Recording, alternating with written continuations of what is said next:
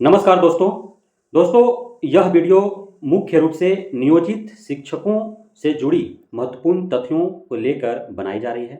इस वीडियो में मैं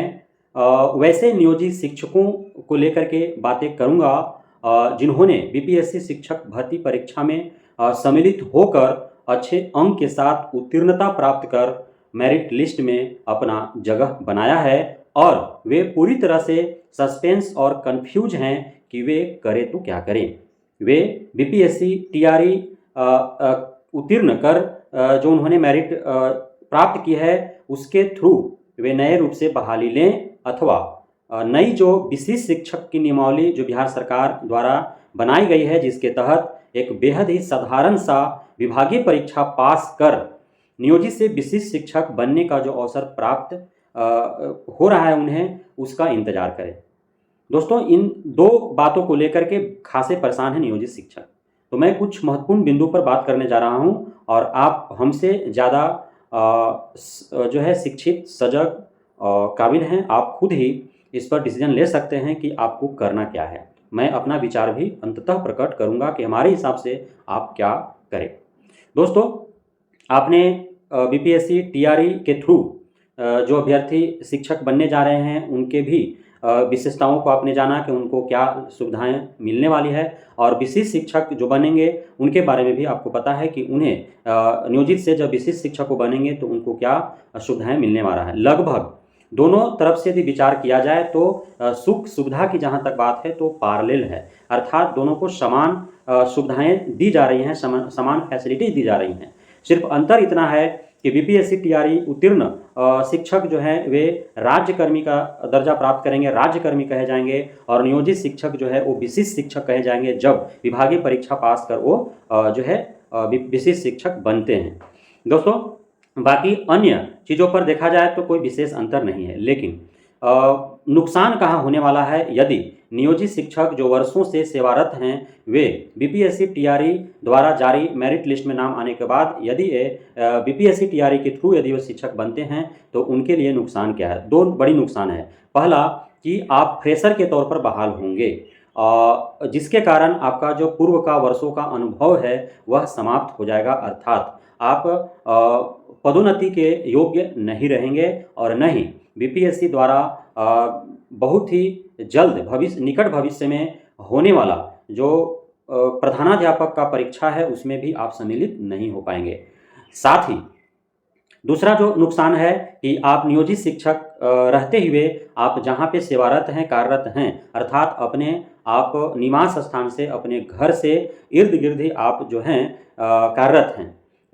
2-3 किलोमीटर 5 किलोमीटर के अंदर आप कार्यरत हैं, वो मौका आपको यहाँ पे बीपीएससी टीआरई के थ्रू आप जब शिक्षक बनेंगे तो वो मौका आप खो देंगे। आपको अब आपके मेरिट के हिसाब से दूसरे जिला में भी जाना पड़ सकता है, और अपने जिला में भी यदि आप रहेंगे तो आप अपना निवास स्थान छोड़ करके दूसरे 20 किलोमीटर 50 किलोमीटर की दूरी पर भी आपको जाना पड़ सकता है। तो ये दो बड़ा नुकसान है। आप नियोजित शिक्षक हैं अभी वर्तमान में तो आपको पेमेंट अच्छा खासा मिल रहा है क्योंकि आप 5-7 साल 10 साल पुराने हैं, और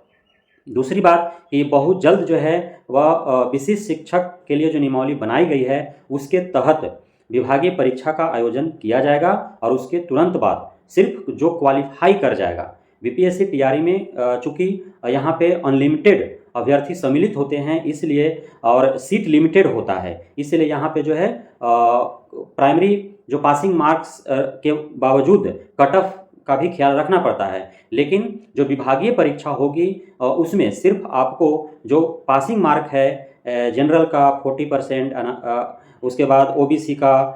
36.5%, ईबीसी का 34%, एससी एसटी फीमेल और पीएच का 32%,